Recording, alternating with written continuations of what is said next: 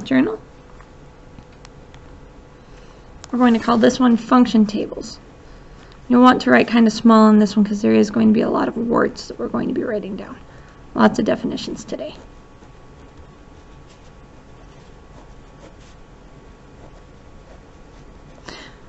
Alright, first one I want you to write is what a function is. Okay, a function is just a way of saying for each input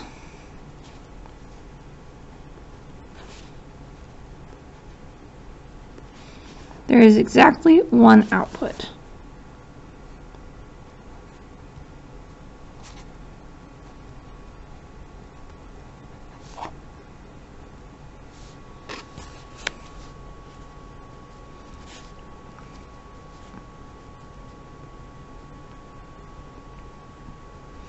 For each input, there is exactly one output. That's U and T there.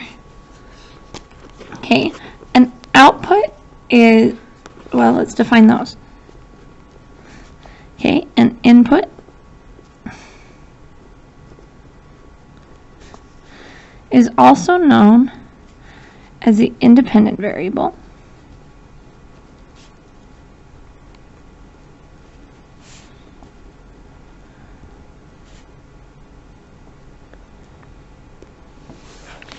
Okay, the independent variable is what you choose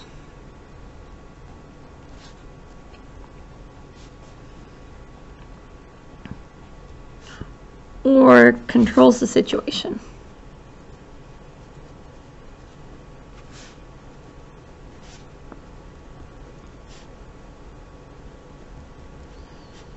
And most of the time we use X for this. So in parentheses, I'm just writing X. Okay, output is what changes because the input changes. So the output is the dependent variable.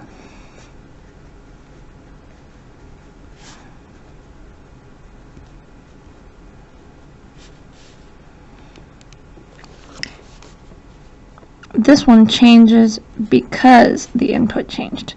So dependent means it's depending on something else to make it happen. Changes because the input changes.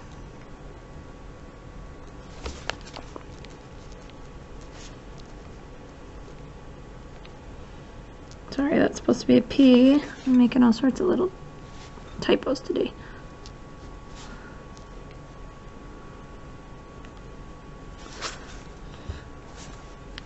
I want you to underline because. That's the clue that it's your output or dependent variable. And usually we use Y for that. Sometimes we use other variables, but X and Y are usually what we use. They're kind of the default settings. So back up here, for each input there is exactly one output. So up here I want to write in parentheses for each X value there is only one Y value.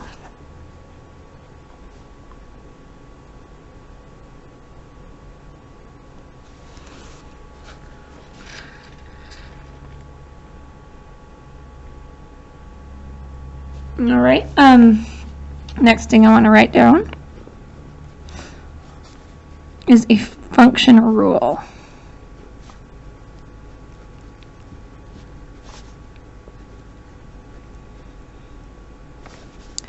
This describes the relationship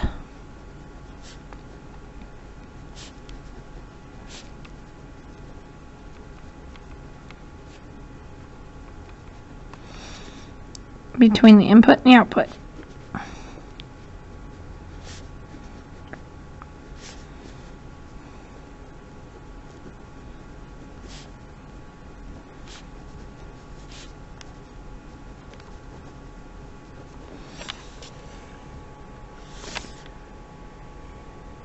Okay, I think we're done with all of the definitions that we're going to do. Oh, one more. Sorry, one more. Okay, a function table.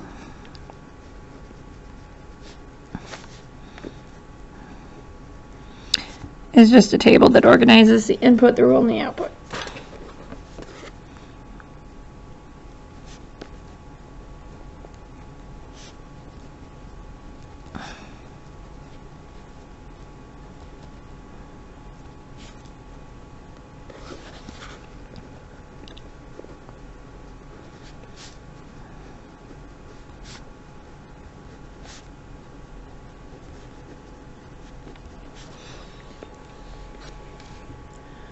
All right, now that you know all of these definitions, let's show you how it works.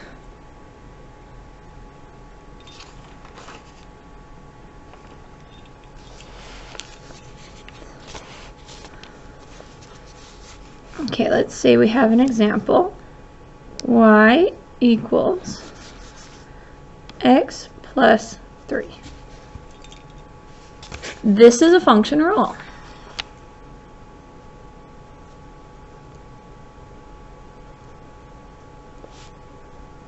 It's just an equation, but the reason this is a function rule, I have two variables in it. I have x, which would be my input. Something happens to it to get y. So we're going to use that function rule to help us figure out different pairs of relationships.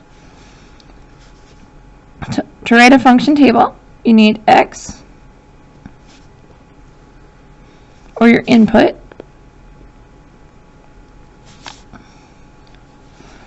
your rule, so y equals x plus 3,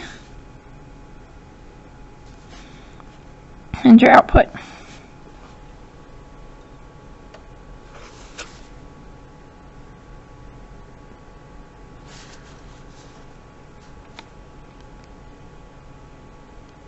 This is where you get to choose the inputs. It could be any number you want, but y will change depending on what you pick. So if I want to pick 0, I always like 0 because 0 is the starting point for any one of these rules.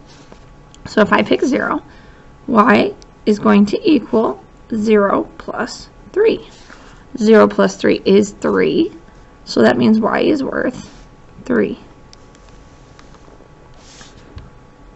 Okay, pick anything you want. I'm going to choose a decimal number. 1.5. Just trying to show you, you don't have to stick to whole numbers. So y equals 1.5 plus 3. 1.5 plus 3 is 4.5.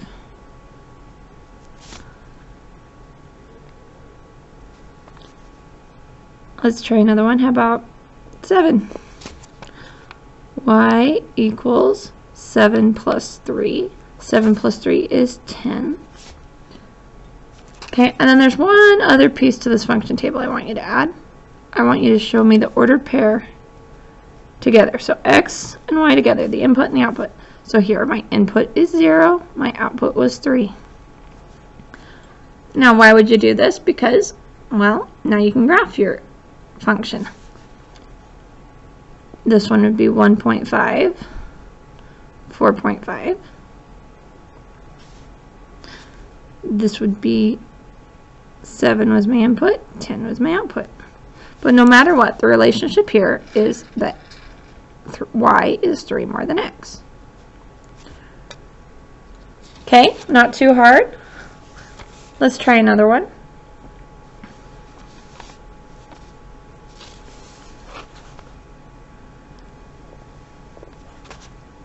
Okay, my function rule for this one is going to be y equals 2x. Okay, so I have my input, x, my rule,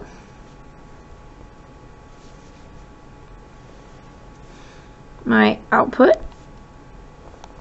and then my ordered pairs.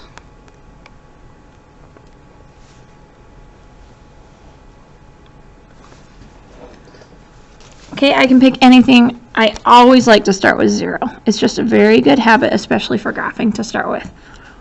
I always start with 0. So I'm going to plug in y equals 2 times 0. 2 times 0 is 2. What did I just say? I'm sorry. 2 times 0 is 0. So that means that y is 0. So my starting point when x is 0 is that y is also 0. Okay, try another one. Let's do 1/2 just for fun. Y equals 2 times 1/2. 2 times 1/2, half of 2 is 1. So 1/2, 1. Okay, can do 3. I can pick anything here. However, when you are graphing, you want to pick things that are easy to graph. So y equals 2 times 3. 2 times 3 is 6. So my input is 3, my output is 6. Now I want you to realize I've only done 3 points here, but you can do any number of points. You can do as many as you want. But sometimes you'll be given the input, sometimes you'll be given the output. Let's work on that. So sometimes you might know what your output is, but you're trying to figure out your input. So new function rule, y equals x plus 7.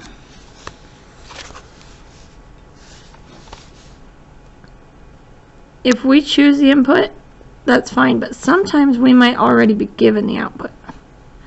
So I want to write x here, y here, but y has already been given to us. So this is where you're going to have to think backwards, which is what we were doing when we solved equations. So if I have 14 here, 9, 23, my rule is y equals x plus 7. So if that's my rule, I'm trying to figure out what it was back here, so I'm going to plug in what I know. Y is 14, so I have 14 equals x plus 7. Okay, this is where I need to work backwards. So I'm going to do that over here. Oh, might help if you can see it. Sorry about that. So if I have 14 equals x plus 7, I can work backwards, find my variable, undo what's happening to it. So add minus 7 from both sides. That leaves me with 7 here. So that means that my input must have been 7. So the point would be 7, 14. So sometimes you have to figure, sometimes you only have the output and you're trying to figure out the input. Other times you get to pick the input you want. Other times it might be given to you, but now you know how to use it. Okay, here we have an output of 9. So I'm going to write 9 because that was y equals x plus 7 minus 7. Cancel that out. Minus 7 from here, and that leaves me with 2. So x equals 2. Double check yourself. 2 plus 7 does give me 9. So my input was 2.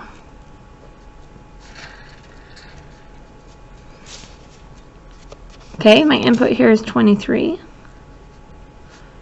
Figure out what x was before they added 7. So 23 equals x plus 7.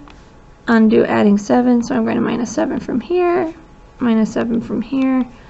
23 minus 7, I need to borrow. 13 minus 7 is 6. 1. So